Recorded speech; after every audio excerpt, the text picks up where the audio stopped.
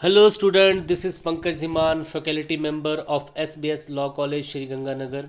We are studying taxation law under which we are studying Income Tax Act 1961. तो Income Tax Act 1961 को हम यहाँ पे study कर रहे हैं. इनकम टैक्स एक्ट 1961 के अंडर आपने डिफरेंट काइंड ऑफ इनकम को स्टडी करना है. तो आप यहाँ पे ऑलरेडी स्टडी कर चुके हैं सैलरी को, इनकम फ्रॉम हाउस प्रॉपर्टी को, profit and gain from business and profession भी आप देख चुके हैं. अब आपके पास नेक्स्ट हेड है, नेक्स्ट सोर्स ऑफ इनकम है, नेक्स्ट काइंड ऑफ इनकम है आपके पास कैपिटल गेन. तो आज हम कैपिटल गेन को यहाँ पे स्टडी करेंगे. तो देखिए कैपिटल गेन है क्या, पहले इसको देख लेते हैं. देखिए आपके पास जो भी कैपिटल एसेट्स होते हैं, फिक्स एसेट जो आपके पास होते हैं, जैसे आपके पास अपना घर है या आपके पास लैंड है या किसी तरीके का गोल्ड आपके पास है, जब आप इन चीज़ों को सेल करते हैं तो वहाँ से भी आपको अर्निंग होती है, प्रॉफिट होता है.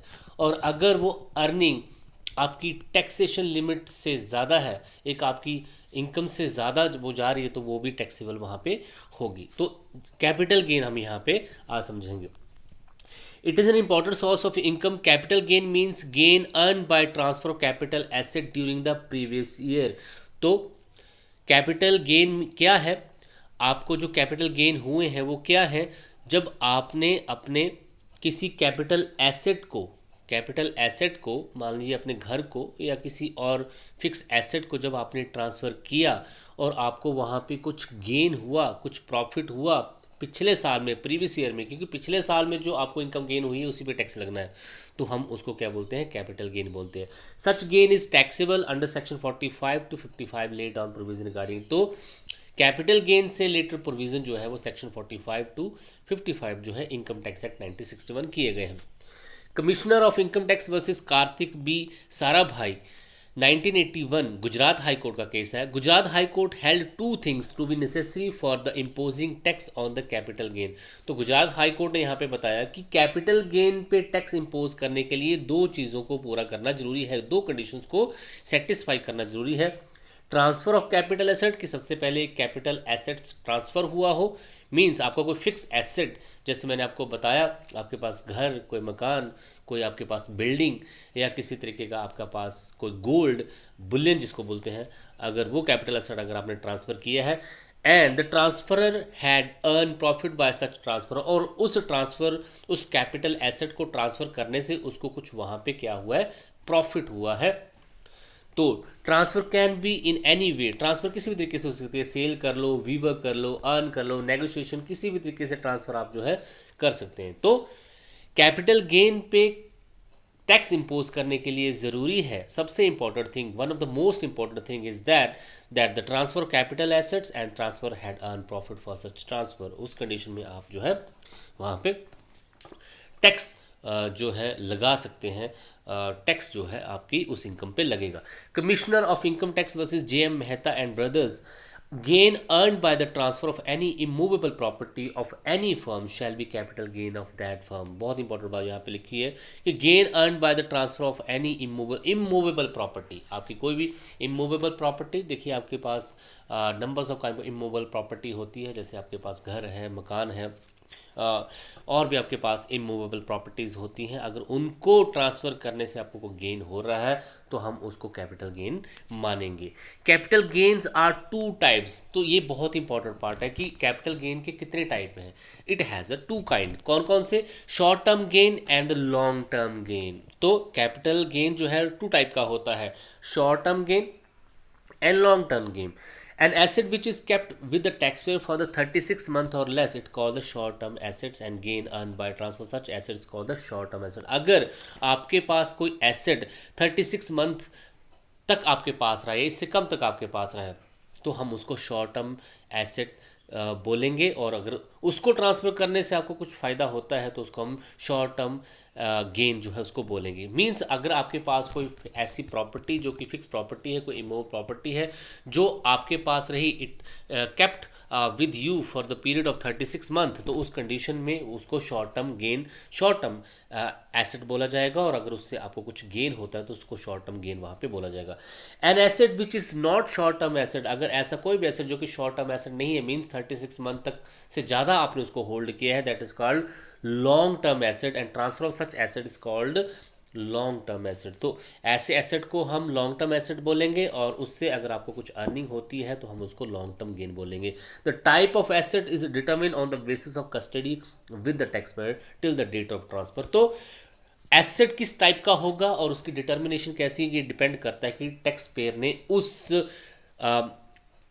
उस एसेट को कितना टाइम तक अपनी कस्टडी में रखा है, होल्ड कर रखा है जब उसने ट्रांसफ़र की थी। तो ट्रांसफ़र करने पे ही पता चलेगा कि वो एक लॉन्ग टर्म एसेट था या शॉर्ट टर्म एसेट था, और वहाँ से पता चल जाएगा कि कितना टाइम तक उसने उस प्रॉपर्टी को होल्ड किया हुआ है। उसी के बेसिस पे जो है उसका पता लगा जाएगा कि whether it is short term asset और लॉन्ग टर्म एसेट।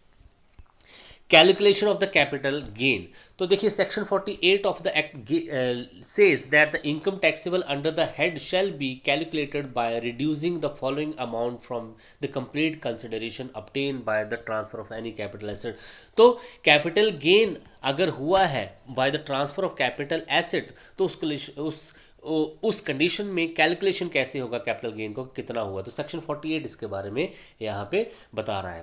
पहला, expenses on transfer of such property like interest, fix fees, registration expenses जो है, तो देखिए जब भी कैपिटल गेन को कैलकुलेट करेंगे तो इन चीज़ों को हम जो है वहाँ से निकाल देंगे, बाहर कर देंगे। तो जब आपने उस प्रॉपर्टी को ट्रांसफ़र किया, उस पर जो आपने खर्चे किए, जैसे कोई इंटरेस्ट, कोई फिक्स फीस, कोई रजिस्ट्रेशन फीस आपने जो दी है, वो at the time of calculating of the capital gain जो है उसको हम यहाँ पे निकाल देंगे, उसको बाहर रखेंगे, उसको कैपिटल गेन में इंक्लूड नहीं करेंगे। Second, expenses for acquiring the property, उस प्रॉपर्टी को एक्वायर करने में आपने कितने एक्सपेंसेस किए थे उसको भी जो है कैपिटल गेन से बाहर कर दिया जाएगा, उस अमाउंट को बाहर कर दिया जाएगा। Expenses for the reform of such property, जब आपने उस प्रॉपर्टी को परचेज किया था उसके बाद उस प्रॉपर्टी में जो आपने सुधार किए वो भी अमाउंट आपका कैपिटल गेन में नहीं डाला जाएगा जब आप उस प्रॉपर्टी को आगे ट्रांसफ़र करेंगे, तो मींस ये डिडक्शन वहाँ पे हो जाएंगे। इसके अलावा other tax free capital income, इसके अलावा कुछ और टैक्स फ्री कैपिटल इनकम होती हैं, मतलब यहाँ पे अगर आपको कैपिटल एसेट ट्रांसफ़र करते हैं तो उस पर टैक्स आपको नहीं देना पड़ता है। जैसे कि बहुत इंपॉर्टेंट है यहाँ पे, capital gain earn by the transfer agriculture land, अगर आप एग्रीकल्चर लैंड को ट्रांसफ़र कर रहे हैं और वहाँ पे आपको प्रॉफिट हो रहा है तो सेक्शन 54B में ये जो कैपिटल गेन होते हैं ये टैक्स फ्री होते हैं। ठीक है जी। तो अगर आप एग्रीकल्चर लैंड को बेच रहे हैं, सेल कर रहे हैं, तो उससे अगर आपको कोई प्रॉफिट हो रहा है तो वो कैपिटल गेन में नहीं आता है और एक टैक्सेबल नहीं होता है।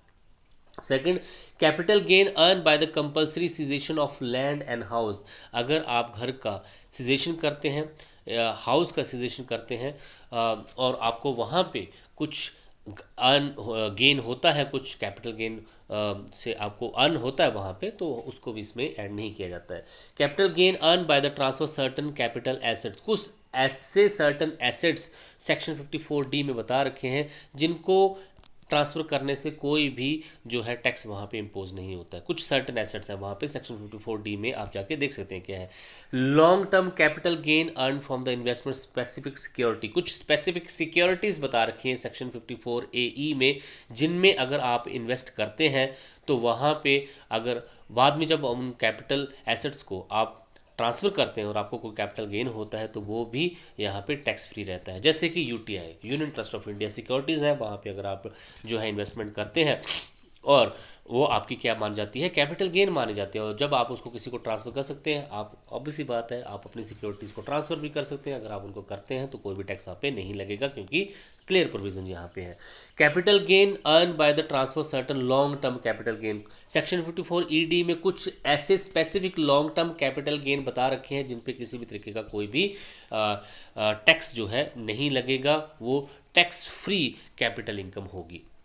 Capital gain earn by the investment specific brand, कुछ ऐसे स्पेसिफिक ब्रांड है जिनमें अगर आप जो है इन्वेस्ट करते हैं और वहाँ से फिर आपको उनको ट्रांसफ़र करने से, उस कैपिटल एसेट को ट्रांसफ़र करने से आपको कोई इनकम होती है तो फिर वो टैक्सेबल नहीं होगी। तो कुछ ऐसे ब्रांड्स, कुछ ऐसे लॉन्ग टर्म कैपिटल गेन्स, कुछ स्पेसिफिक सिक्योरिटीज़ हैं जहाँ पे अगर आप इन्वेस्ट करते हैं और वो जो सिक्योरिटी, वो जो ब्रांड और वो जो आपके पास लॉन्ग टर्म कैपिटल गेन है, ये आपके क्या माने जाते हैं, कैपिटल एसेट्स माने जाते हैं।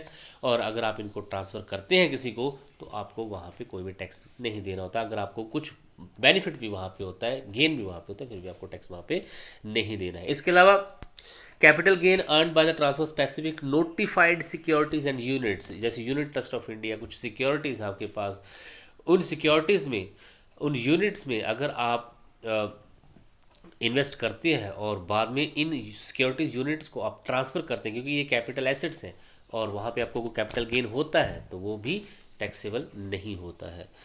ठीक है। इसके अलावा अर्बन एरिया में अगर आप कोई कैपिटल गेन करते हैं bye the transfer capital assets तो उस कंडीशन में भी वो टैक्सेबल नहीं होता है। तो ये है आपके पास कैपिटल गेन। लास्ट हेड है आपके पास इनकम का, वो है आपके पास इनकम फ्रॉम अदर सोर्सेज। तो like salary, like income from house property, profit and gain from business and profession, जिसको पीजीबीपी भी बोला जाता है। और कैपिटल गेन के बाद लास्ट हेड ऑफ इनकम, मतलब लास्ट सोर्स ऑफ इनकम आपके बचता है, वो आपके पास इनकम फ्रॉम अदर सोर्सेज। बिल्कुल सिंपल है, जो भी इनकम आपके ऊपर वाले हेड में इंक्लूड नहीं की जाती है under the income tax act 1961, उसको इनकम फ्रॉम अदर सोर्सेज में डाल दिया जाता है और वहाँ से उस पर टैक्स इम्पोज होता है। It include that income which not had been mention under the head of salary, income from the house property, profit and gain from business and profession and capital gain. तो income from other sources में वो income include की जाती है जिनका जिक्र जो है ना तो सैलरी हेड में किया गया है, ना ही इनकम फ्रॉम हाउस प्रॉपर्टी में किया गया है, ना ही profit and gain from business and profession किया गया है, ना ही कैपिटल गेन में किया गया है। Mercantile corporation private limited versus commissioner of income tax 1972 supreme court का केस है। इसमें it has been said that this head include the income which is not capable of following under the other head of income. तो इस head में उस income को include किया जाता है जो कि अदर हेड ऑफ इनकम में इंक्लूड नहीं की गई है या कैपेबल ऑफ इंक्लूड नहीं है। ये कौन कौन सी इनकम है जो कि अदर हेड में डाल दी गई है? ये कौन है? Dividend. Section 56 of the act include following under and income from other sources. तो इनकम फ्रॉम अदर सोर्सेज में जो सबसे पहली इनकम जो है वो इंक्लूड की जाती है वो है डिविडेंड। आई होप डिविडेंड आपको पता होगा, कंपनी लॉ में डिविडेंड आपने पढ़ा है। डिविडेंड, शेयर होल्डर जब किसी कंपनी में शेयर लगाता है और जब उसको शेयर का बेनिफिट मिलता है उसी को हम डिविडेंड बोलते हैं। जो भी प्रॉफिट्स होते हैं जब वो डिस्ट्रीब्यूट किए जाते हैं among the share holder of the company तो उन्हीं को हम डिविडेंड बोलते हैं। तो एक शेयर होल्डर को जब कंपनी से एज ए शेयर होल्डर जो मुनाफा मिलता है उसको हम डिविडेंड बोलते हैं। और ये जो उसको इनकम जो हुई है इसको सैलरी में नहीं डाला जाता, इनकम फ्रॉम हाउस प्रॉपर्टी नहीं डाला जाता, पीजीबीपी में नहीं डाला जाता, कैपिटल गेन में नहीं डाला जाता, इसको डाला जाता है इनकम फ्रॉम अदर सोर्सेज। इसके अलावा अमाउंट ऑफ एन्युटी, इसके अलावा बहुत ही important thing, lottery, crossword words, horse racing, gambling, किसी भी तरीके की गैम्बलिंग में, हॉर्स रेसिंग में, क्रॉसवर्ड में, लॉटरी अगर आपकी लगती है, जैसे केबीसी में आप पैसा जीतते हैं या फिर आजकल आपके पास आईपीएल में जैसे आपके ड्रीम 11 आपके पास है, हाउस दैट आपके पास है, नंबर्स ऑफ यहाँ पे गेम्स हैं जिसके थ्रू आप पैसा कमा सकते हैं। अगर वहाँ से आपको कोई इनकम होती है तो इस इनकम को सैलरी में या बिजनेस या प्रोफेशन में या फिर इनकम फ्रॉम हाउस प्रॉपर्टी में इंक्लूड नहीं किया जाता, उसको किया जाता है इनकम फ्रॉम अदर सोर्सेस में डाला जाता है। Income of the assessee from the rent of his such machinery or furniture which are attached to the house given for the rent। अगर एसएससी ने अपना घर जो है किराए पे दिया हुआ, रेंट पे दिया, और वहाँ पे जो उसकी मशीनरी है, जो उसका फर्नीचर है, वो अगर उसने रेंट पे दिया हुआ है तो अगर उससे वहाँ से इनकम आ, रेंट से तो उसको इनकम आ रही है, वो इनकम फ्रॉम हाउस प्रॉपर्टी में जाएगी। अगर उस घर में कुछ मशीनरी या फर्नीचर भी उसने किराए पे दे रखा है तो वो इनकम फ्रॉम हाउस प्रॉपर्टी नहीं आएगा, वो जाएगा कहाँ पे जाएगा? इनकम फ्रॉम अदर सोर्सेज में जाएगा। इसके अलावा income to the assessee from the rent of his machinery और furniture which is not capable being taxed. ऐसी कोई भी इनकम जो उसको अपनी मशीनरी या फर्नीचर रेंट पे देने से हुई है जो कि अदर हेड में या फिर पीजीबीपी में जिसको नहीं डाला जा सकता, प्रॉफिट और गेन और फ्रॉम बिजनेस प्रोफेशन में नहीं डाला जा सकता है, वो सारी इनकम जो है इनकम फ्रॉम अदर सोर्सेस में डाल दी जाएगी। तो ये इनकम है बेसिकली जिनको जो है इनकम फ्रॉम अदर सोर्सेज में डाला जाता है, ना कि अदर हेड ऑफ इनकम में डाला जाता है। बेसिकली आपको यहाँ पे याद रखना है dividend, annuity, lottery, crossword puzzles, horse racing, gambling और जो मशीनरी फर्नीचर जो है एक घर का जो किराए पे दिया जा रहा है। Along with it other head also been include on the following head like, तो इसके अलावा कुछ और भी हैं जो कि इनकम फ्रॉम अदर सोर्सेज में डाला जाता है। देखिए यूनिवर्सिटी जब चेकिंग फीस लेती है, एग्ज़ामिनर जो होता है वो यूनिवर्सिटी से चेकिंग फ़ीस लेता है। जब वो पेपर को चेक करता है तो उसकी चेकिंग फ़ीस लेता है, वो एग्ज़ामिनर की इनकम फ्रॉम अदर सोर्सेज में जाती है। तो एक एग्ज़ामिनर जो होता है, जो एक लेक्चरर है या कॉलेज का प्रोफेसर है या स्कूल टीचर है, जब वो पेपर चेक करता है तो उसकी जो उसको फ़ीस मिलती है वो उसकी सैलरी में इंक्लूड नहीं होती है, that is included under the income from other sources. Interest other than the interest obtain from the security, security के अलावा और जो भी बड़ी सारी सिक्योरिटीज़ इंडिया में जहाँ पे आप जो है इन्वेस्ट करते हैं, तो उन सिक्योरिटी के अलावा अगर आपको कहीं और से इंटरेस्ट आ रहा है, फ़ायदा हो रहा है, मुनाफा आ रहा है, तो वहाँ पे भी उसको इनकम फ्रॉम अदर सोर्सेज में डाला जाता है। Remuneration earn by the non professional writers, non professional writer जो होते हैं वो जो उनको रेम्युनरेशन मिलता है, कुछ भत्ता मिलता है, कुछ तनख्वाह मिलती है, कुछ पैसे उनको मिलते हैं जब वो कोई आर्टिकल छापते हैं या फिर कोई न्यूज़पेपर या बुक में कोई आर्टिकल छापते हैं और उनको कुछ इनकम होती है नॉन प्रोफेशनल राइटर्स को, उसको भी इनकम फ्रॉम अदर सोर्सेज में डाला जाता है। Income earn through examination involvement bar council, तो अगर बार काउंसिल जैसे एडवोकेट के लिए बार काउंसिल ऑफ इंडिया है, स्टेट बार काउंसिल है, या कोई आप एग्जामिनेशन करवा रहे हैं उसके थ्रू अगर आपको कोई इनकम हो रही है तो वो भी इनकम फ्रॉम अदर सोर्सेज में डाली जाती है। Payment of annuity payable to the wife as a consideration for the sale of immovable property, तो इमूवल प्रॉपर्टी की सेल जब की जाती है और एज ए एन्युटी वाइफ को कुछ कंसिडरेशन वहाँ पे दिया जा रहा है तो वो भी इनकम फ्रॉम अदर सोर्सेज में डाला जाएगा। इसके अलावा income earn from any work other than the employment के अलावा अगर आपको कहीं और से इनकम हो रही है, आप एक नौकरी करते हैं वहाँ से आपको इनकम हो रही है, इसके अलावा अगर आपको कहीं और से इनकम कोई आ रही है तो उसको हम इनकम फ्रॉम अदर सोर्सेज में डाल देंगे। तो इस तरीके से आपके पास इनकम के डिफरेंट सोर्सेज हैं, उनको आपने पढ़ लिया है, या आप ये भी बोल सकते हैं कि इनकम के जो डिफरेंट हेड हैं उनको आपने यहाँ पे स्टडी अब कर लिया है। तो इनकम टैक्स एक्ट 1961 के अंडर सबसे पहले आपको इनकम को समझना जरूरी था कि इनकम कितने टाइप की होती है, ये यहाँ पे आप अपने समझ लीजिए। Thank you so much.